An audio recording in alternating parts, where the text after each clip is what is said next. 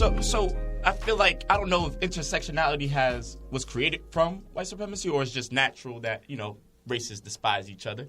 But if not or so, I feel like you say we all have to come together. But I feel like the more we progress, the more we not get divided, but it's like, why? Yeah. Why are we Why are there still these breaks? Yeah, and it's like slowly our people start, like you said, start becoming part of the, the whiteness in their minds. So what if 10 years from now everybody's like, why are we even what's the point of this? Like, sure. Why? Like, sure. We're past this, like, people are learning. What's the point? Yep. So what if we get to that point? Because that's why I always see 20 years from now, boom, boom, boom.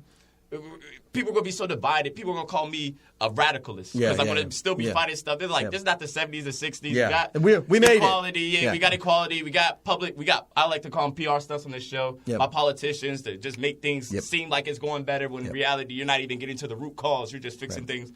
Banning chokeholds with cops, just per se. But so how do you think it can be dismantled? But I think the further we go, do you think the further we go, the more we'll get divided? Sure. No, I mean this is one of the running stories, right? One of the running stories is it's a false narrative. It's rhetorically manipulative. It's but it has its purpose. It has its political purpose. This narrative that the real reason racism still exists is because people like you, Michael, bring it up all the time. Yeah.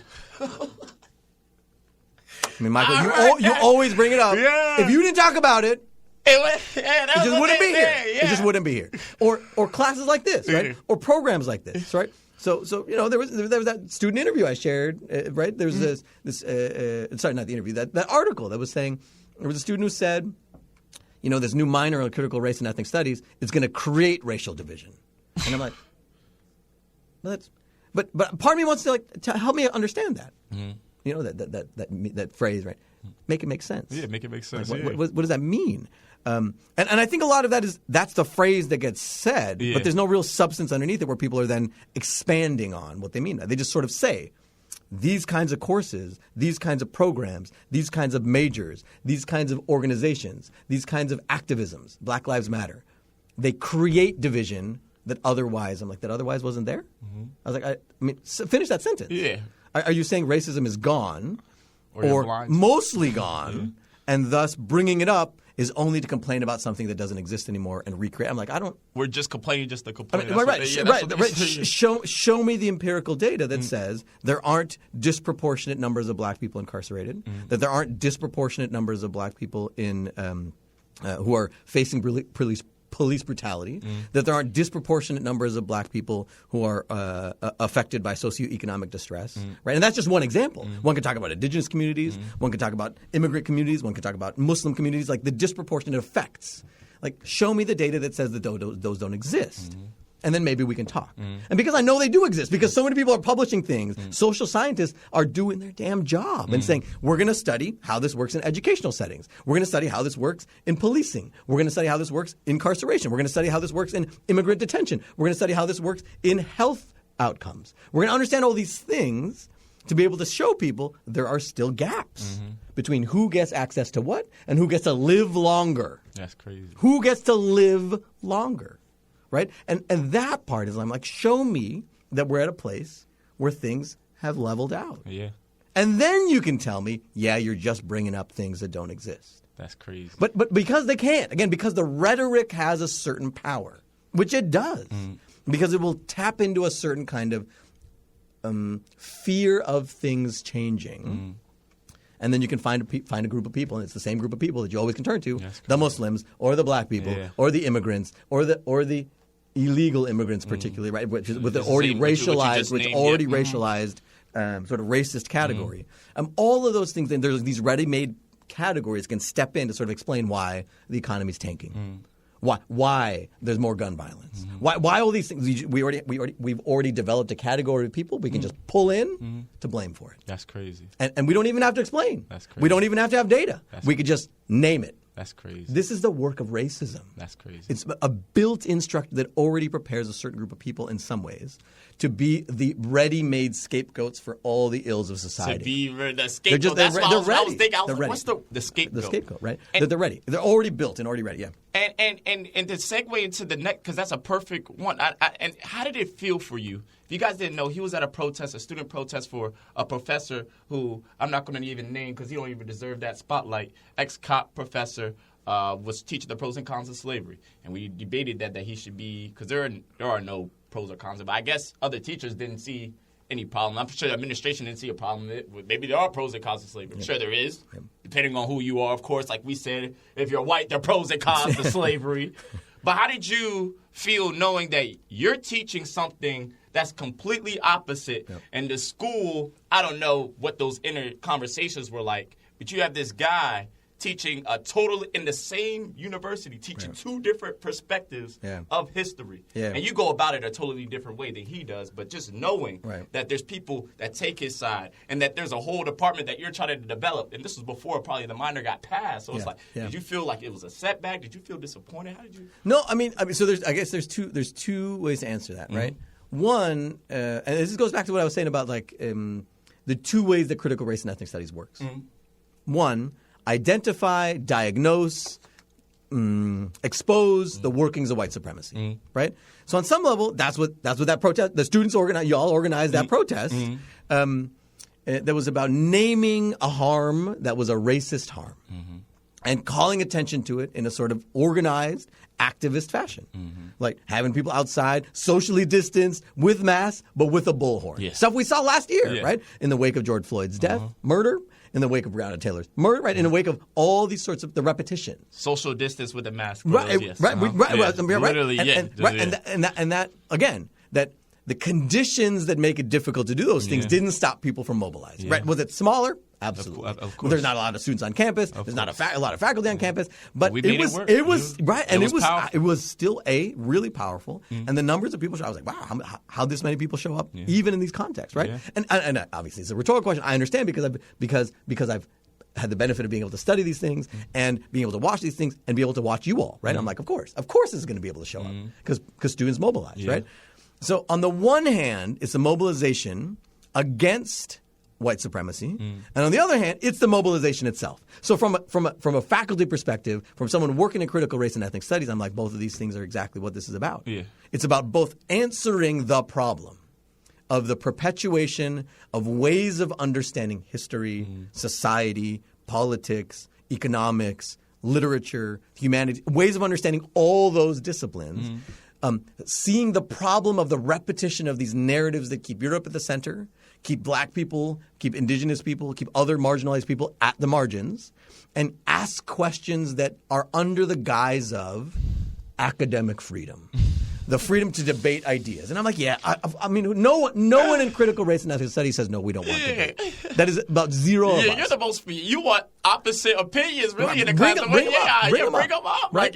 But there are certain things that can't be debated. Yeah.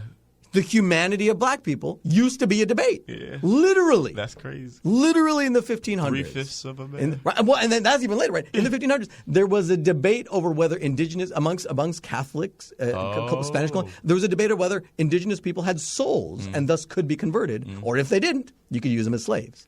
And there was, Bartolomé de las Casas said, they have souls. Wow.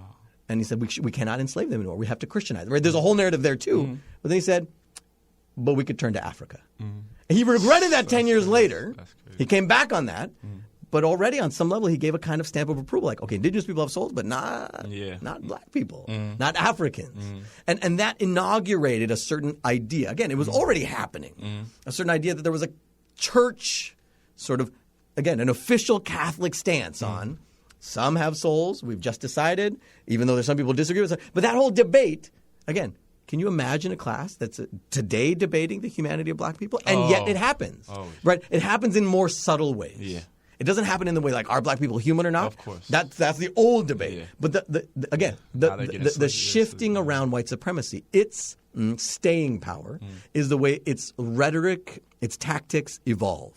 So it's but it's like that same principle about the full humanity of black people and indigenous people, whether that being in question, is still around.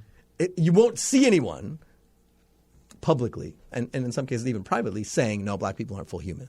But the treatment, Georgia The voting restrictions are about saying some of us don't deserve to vote in the same way that other people. Yeah.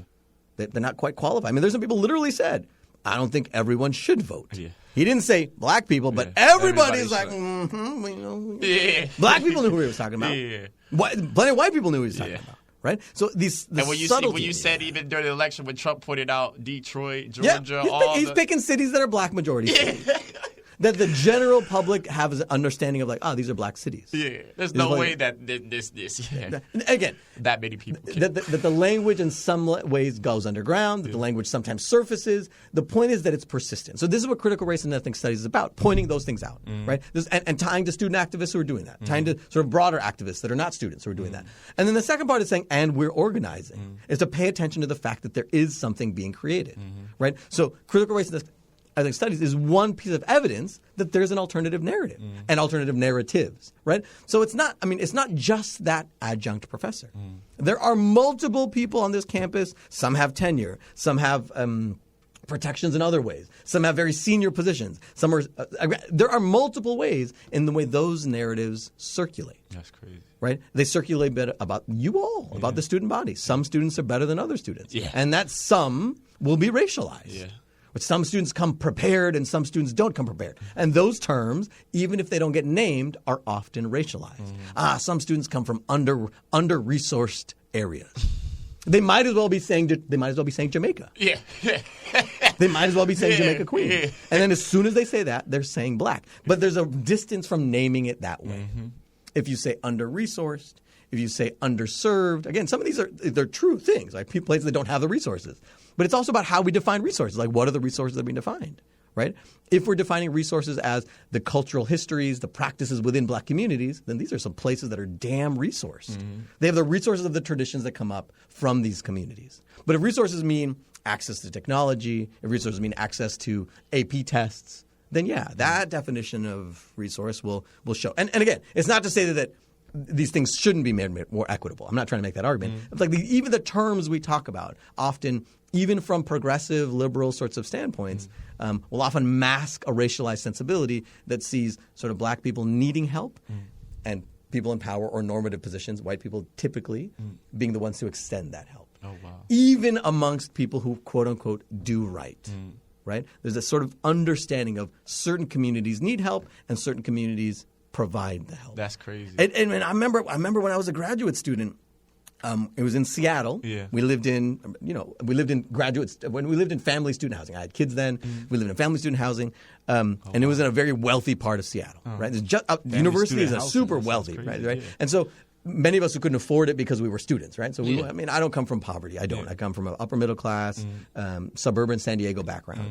But as a graduate student at that moment, temporarily we were poor. Temporarily we were poor, and the only way we could live that is because it was sort of subsidized housing for families who were going to the university, graduate students, undergraduate students. But the area, it was a rich area of Seattle.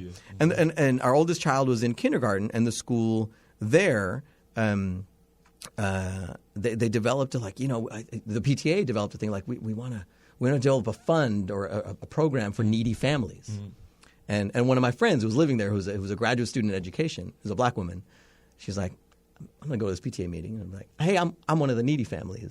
Perhaps you should remove the word needy. Wow. As though we can't show up to these meetings. Yeah. As though again, the presumption is that there's a group of people helping the needs of those other people who aren't even present. And again, like to think about it, like what would it mean to invite folks in who come from quote unquote needy, under-resourced, right?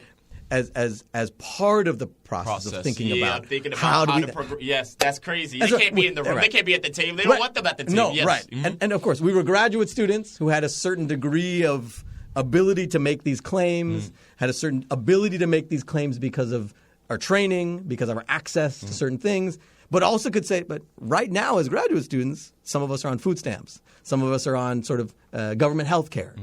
Because at least until we get our jobs after the PhD, so we officially, right?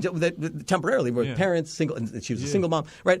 But she showed up at the meeting and said it. Yeah. She showed up at the meeting and said, like, maybe you should revise how you think about this, because the presumption is that we can't show up. Yeah. Those of us who might be, and again, and she was careful. She wasn't saying like I'm needy. But she's like, there's a category of neediness that again gets racialized, and then even people who are trying to do good reproduce that hierarchy of who gets okay, I'm getting. I see. I get all carried away. That was crazy. So on this campus, y'all be seeing the gyms that y'all be on. So on this campus, there are those who might do out and out racist things. There are those who might do subtly racist things, and there are those who might be thinking I'm doing right and don't recognize the way they might be reproducing narratives that do harm and damage. But when someone say that means they constantly got to check their actions, their words. Like this is. I mean, what we're critical. The critical in critical race and ethnic studies is to say that even ethnic studies as a field has needed critical attention. It's interrogating itself.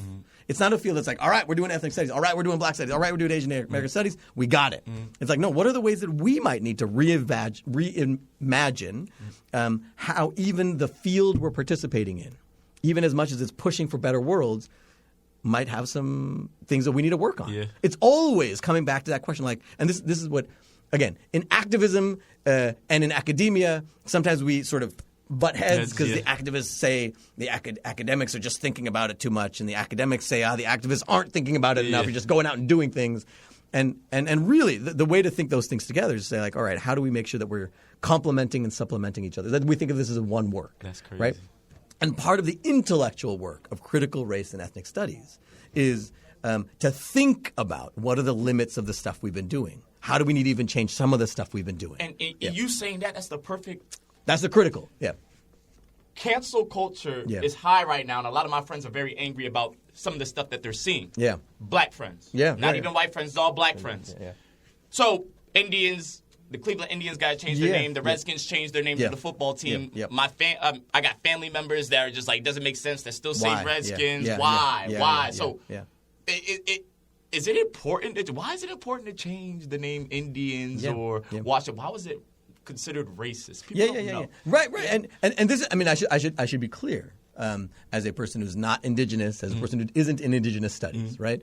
I can give sort of a surface understanding of this, right? I can give what might be called sort of, because of ethnic studies training, because of commitments to critical race and ethnic studies, I can talk about it, but I'm not a specialist. And I'm saying this to be clear. If you were to ask how many indigenous faculty are on this campus, right? I mean, we talk about black faculty, and the numbers are low. Indigenous is low, but indigenous. Right? Is Arturo? Will he be? Yeah, right. Let me. No, you're right, and I appreciate your correction there. How many tenure track full time? Zero. Or tenure line indigenous faculty? There may be, and again, I don't know the exact numbers, but it may be one. Wow. Which is to say, and then how many people specialize? Which is a separate question. It might be an overlapping question in the study of indigenous people's movements, their histories, and I'm like.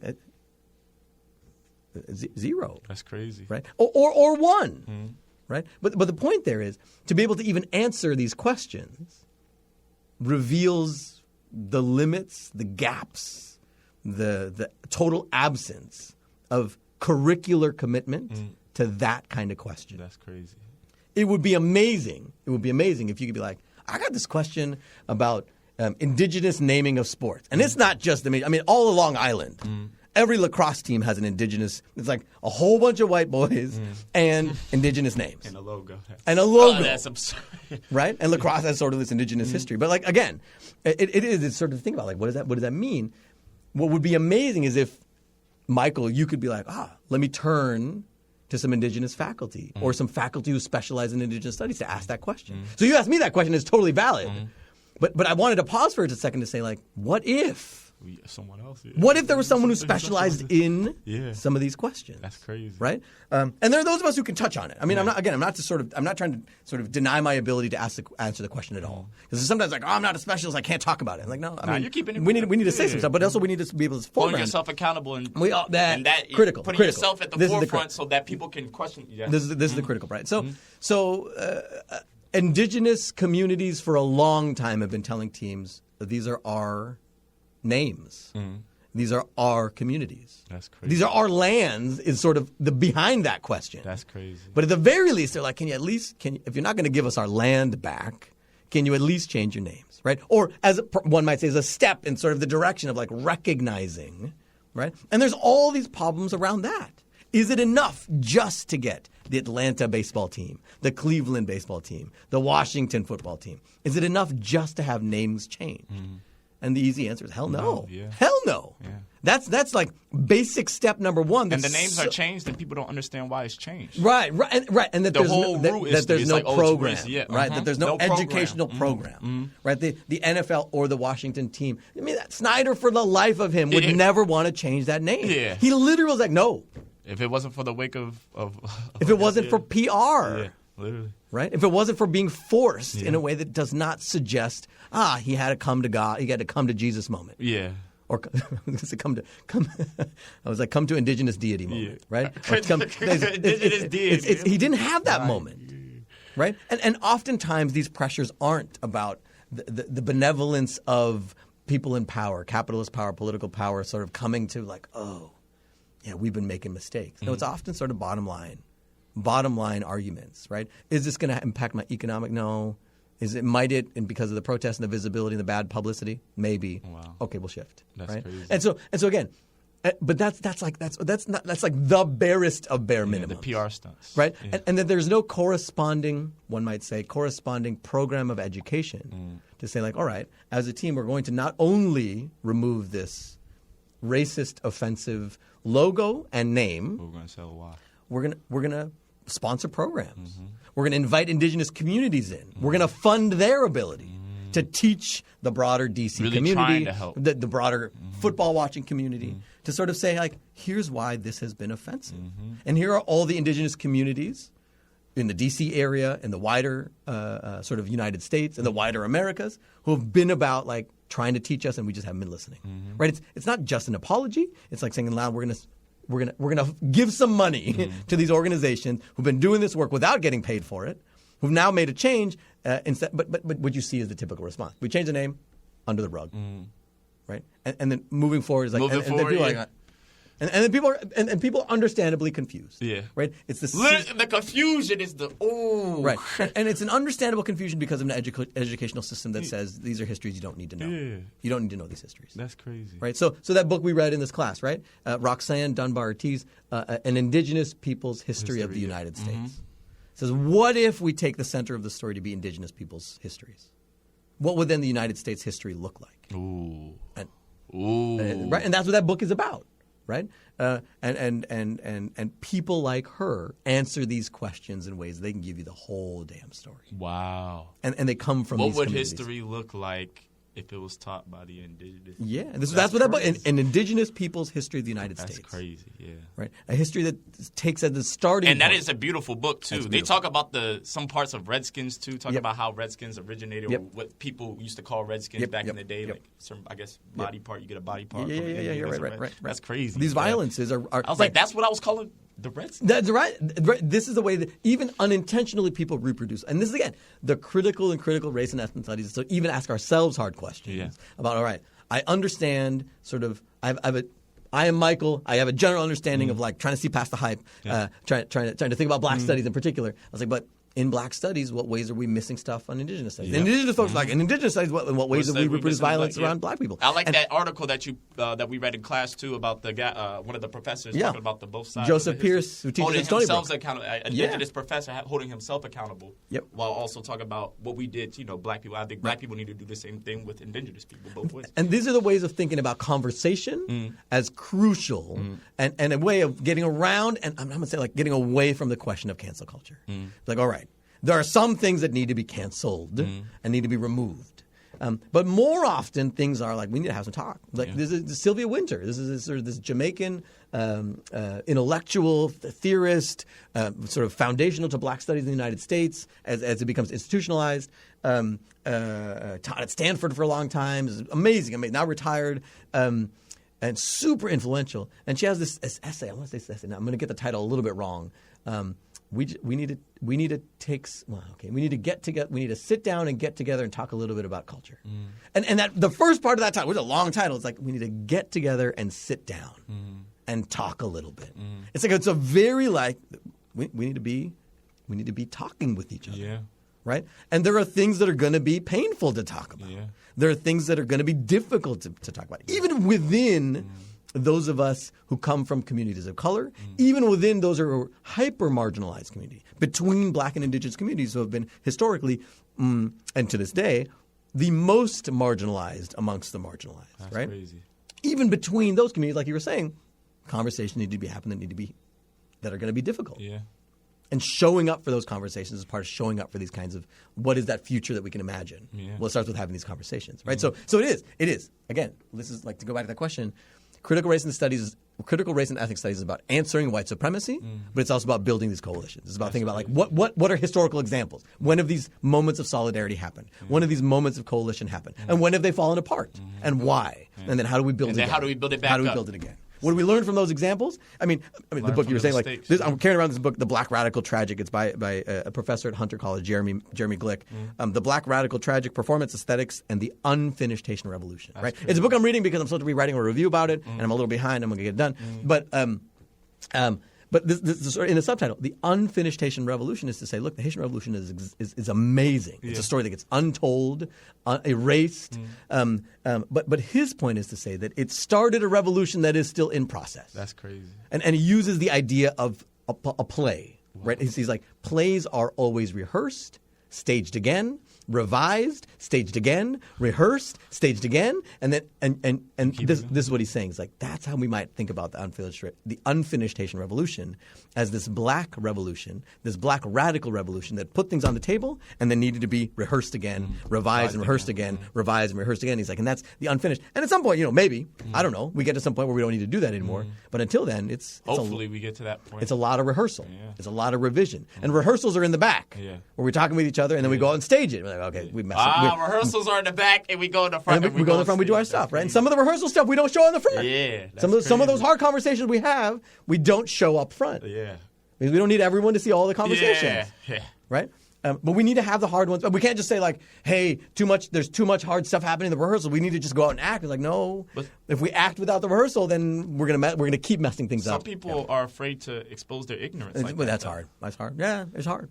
The true ignorance, because sometimes you might have a conversation that might be half how they truly feel. They might give you half. I want the full, but people, that's crazy. And this is some of the difficulty. And again, it's not just the difficulty that surrounds whiteness and white people. It's sort of the white supremacist structure that makes it so that we all have these gaps in our understanding. And some communities can turn to resources that have never been celebrated or never been acknowledged before. That's crazy. Right? So the Haitian Revolution is a resource for everybody to learn about what revolution and freedom can mean. That's crazy. But it's one that sort of gets erased, dismissed, minimally attended, racistly attended. It was one of the most violent revolutions. I think they're all violent. It wasn't exceptionally violent in ways that other ones weren't. So those kinds of okay. Now you see, keep talking. Nah, that was perfect. Nah, these are gems right here. Nah, this was a perfect episode.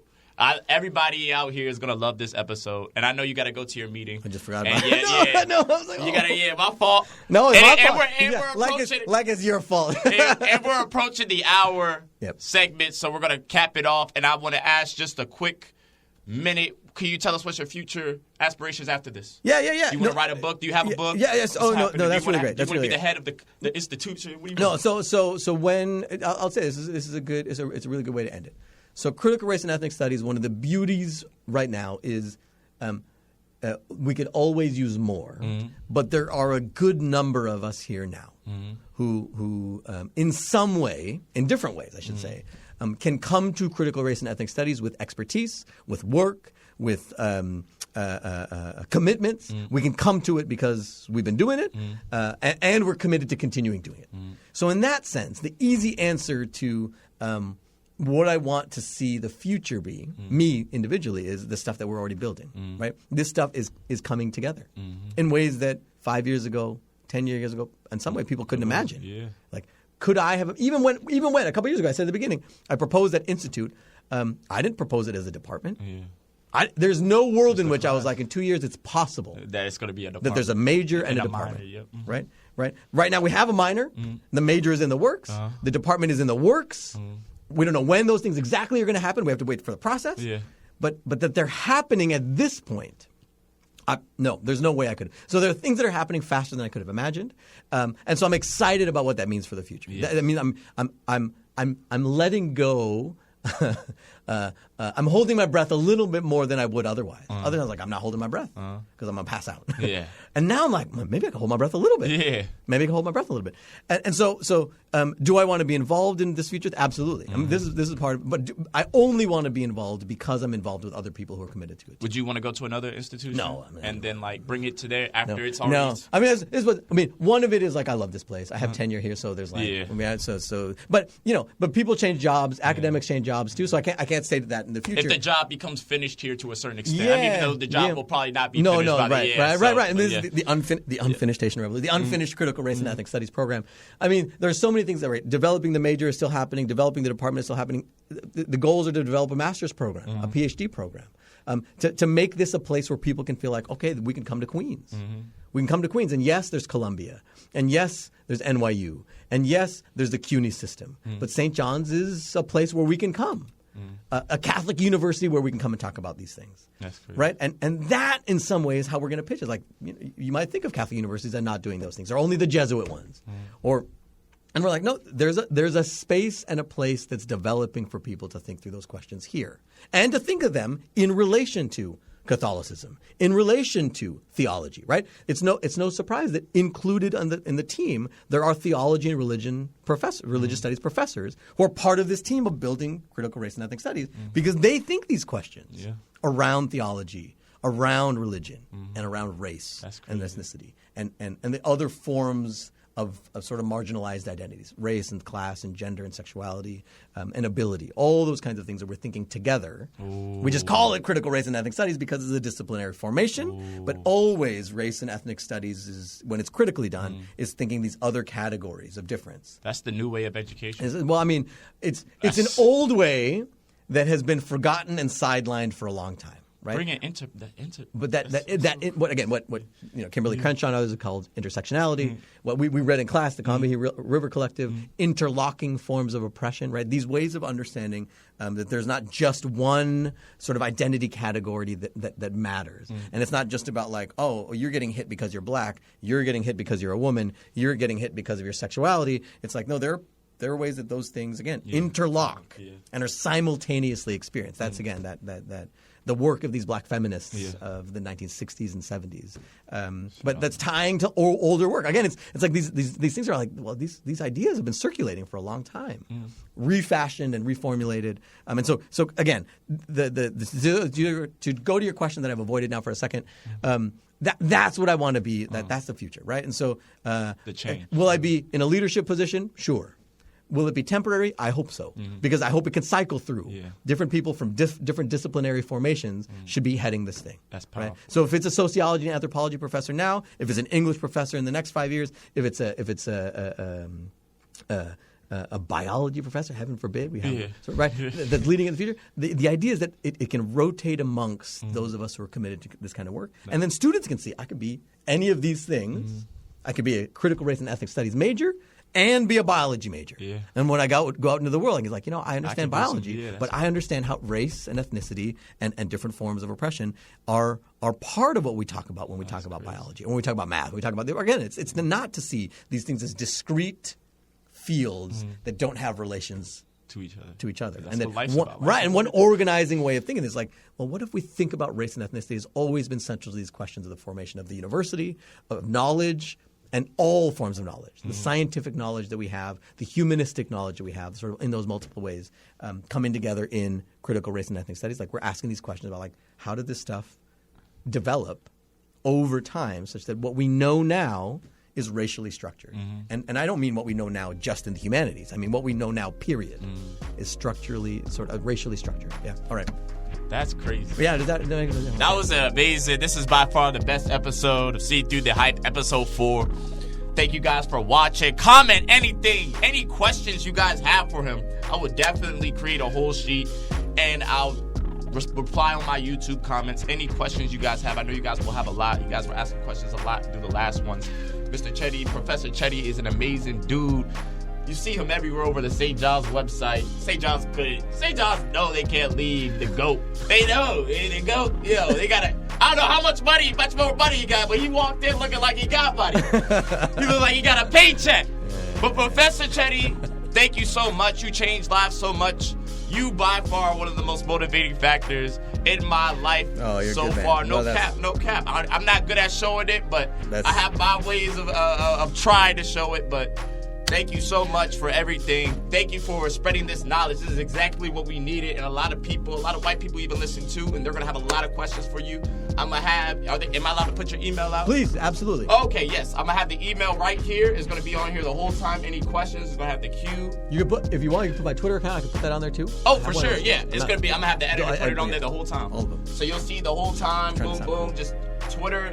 Go on his Twitter. Email him any questions you guys have. He's willing to teach you, have a conversation. That one. Have a conversation. That one. There we go. Not teach. That one. Have a conversation. That's what we're doing. Thank you so much for coming. See through the hype. We're out.